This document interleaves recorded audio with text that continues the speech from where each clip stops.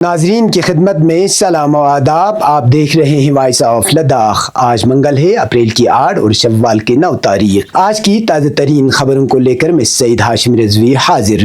ناظرین سے گزارش ہے کہ تازہ ترین خبروں اور حالات و واقعات سے باخبر رہنے کے لیے ہمارے چینل کو سبسکرائب کریں اور خبریں آخر تک ضرور دیکھیں.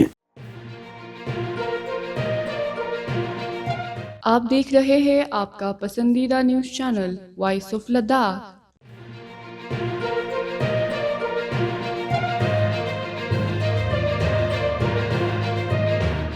ڈسٹرکٹ ہسپتال کرگل میں خواتین امراض کے ماہر ڈاکٹروں کی شدید کمی کے خلاف آج ضلع کرگل کے مختلف علاقوں سے تعلق رکھنے والے خواتین نے زبردست احتجاج کیا.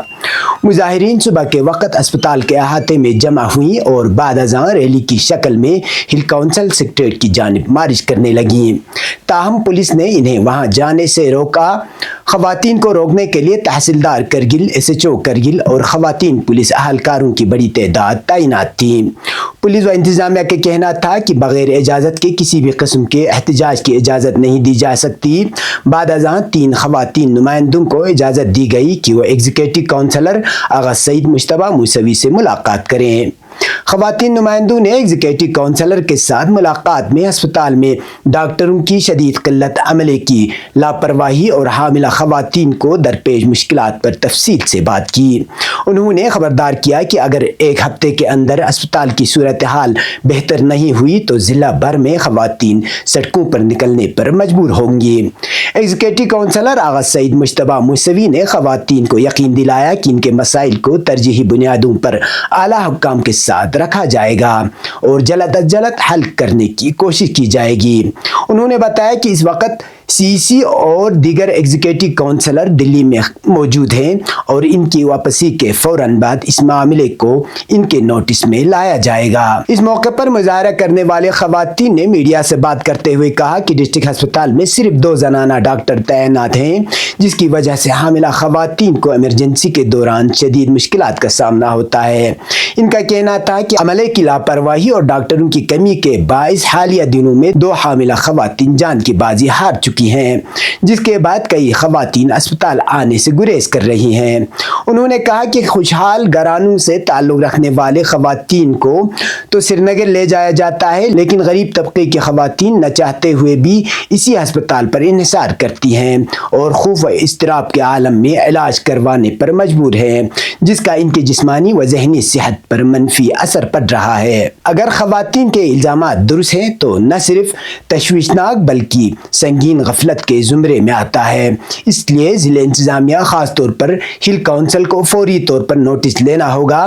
اگر ضلع کے مرکزی ہسپتال میں صرف 2 زنانہ ڈاکٹر دستیاب ہیں تو ایک خطرناک صورتحال ہے. ایک طرف یو ٹی انتظامیہ ترقی کے بلند بانگ دعوے کر رہی ہے، لیکن اگر ضلع ہیڈ کوارٹر میں واقع اسپتال میں بنیادی طبی سہولیات میسر نہیں تو یہ ایک افسوسناک امر ہے. ضرورت اس بات کی ہے کہ صحت عامہ کے شعبے کو فوری ترجیح دی جائے تاکہ مزید قیمتی جانیں ضائع نہ ہوں.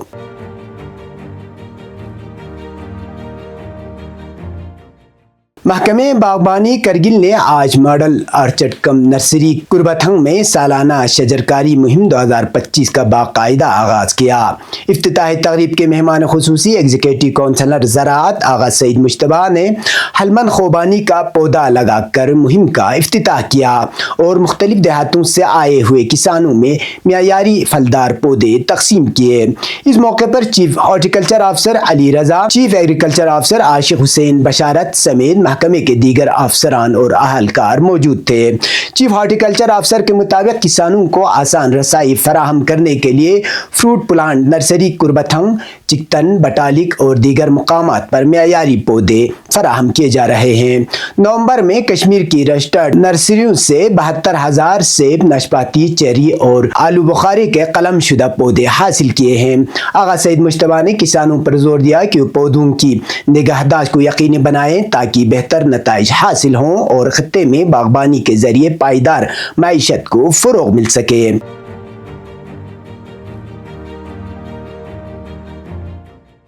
Council model government high school Goma Kargil میں نئے تعلیمی سال کے آغاز پر مختلف ہم نصابی سرگرمیوں کا انعقاد کیا گیا، جس کا مقصد طلبہ میں شہری شعور، ماحولیاتی ذمہ داری اور قیادت کی صلاحیتوں کو فروغ دینا تھا۔ تقریبات کا آغاز youth and eco club rally سے ہوا، جس میں 80 سے زائد طلبہ، اساتذہ اور غیر تدریسی عملے نے شرکت کی۔ شرکاء نے صاف و سرسبز ہندوستان، کوڑا کرکٹ کی درست نکاسی اور سب کے لیے معیاری تعلیم جیسے موضوعات پر نعرے لگائے اور پیغامات دیے۔ ریلی کے بعد طلبہ یونین کے مختلف عہدوں کے لیے انتخابات منعقد ہوئے، جس میں طلبہ نے بھرپور جوش و خروش سے اپنے نمائندوں کا انتخاب کیا۔ ہیڈ مسز محترمہ زرینہ بطول نے میڈیا سے گفتگو کرتے ہوئے اسکول کی کارکردگی پر فخر کا اظہار کیا اور اسے یونین ٹیریٹری کے بہترین اداروں میں شامل کرنے کے عزم کا اعادہ کیا۔ انہوں نے نیشنل ایجوکیشن پالیسی کے تحت اس طرح کی سرگرمیوں کو طلبہ کی شخصیت سازی میں اہم قرار دیا۔ تقریبات کے اختتام پر شرکاء کے لیے ہلکی ضیافت کا بھی انتظام کیا گیا تھا، جس سے ماحول مزید خوشگوار اور دوستانہ بن گیا۔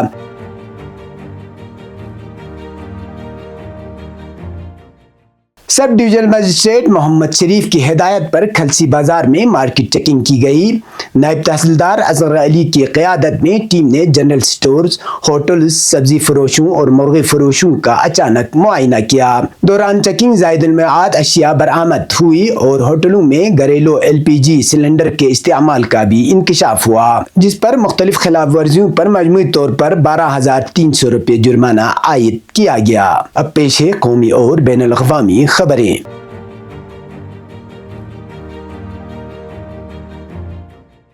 سپریم کورٹ وقف ترمیمی ایکٹ 2025 سے متعلق دائر درخواستوں کی 15 اپریل کو سماعت کر سکتی ہے۔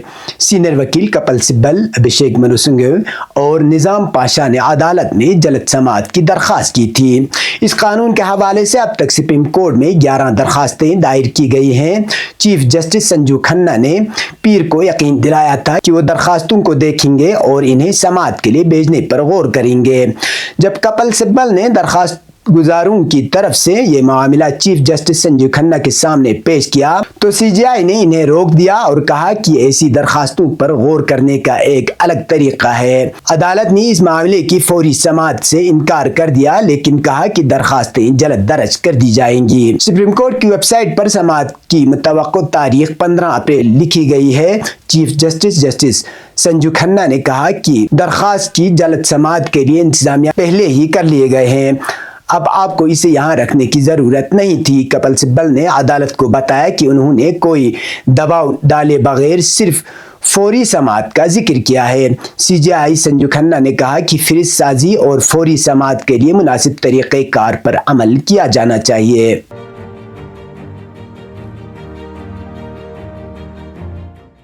فلسطینی وزارت صحت نے بتایا کہ پیر کی صبح غزہ پٹی پر صہیونی فضائی حملوں کے نتیجے میں اب تک کم سے کم 59 افراد شہید اور 137 فلسطینی زخمی ہوئے ہیں۔ الجزیرہ کے مطابق وسطی غزہ پٹی میں دیر البلح شہر کے مغرب میں ایک رہائشی عمارت پر فضائی حملے میں 9 افراد شہید ہو گئے۔ صہیونی حملے جاری ہیں اور علاقے میں صورتحال تشویشناک ہے۔ ان شہداء سمیت 18 مئی 2025 کو غزہ پر نئی صہیونی جارحیت کے آغاز سے اب تک 1391 افراد شہید اور 3434 زخمی ہو چکے ہیں۔ اس کے علاوہ غزہ میں 7 اکتوبر 2023 کو آپریشن طوفان الاقصی شروع ہونے کے بعد سے شہید ہونے والوں کی تعداد 50,752 اور زخمیوں کی تعداد 1,15,475 تک پہنچ گئی ہے۔ یہ تھے اب تک کی خبریں۔ اسی کے ساتھ مجھے اور میرے ساتھیوں کو دیجیے اجازت۔ اللہ حافظ۔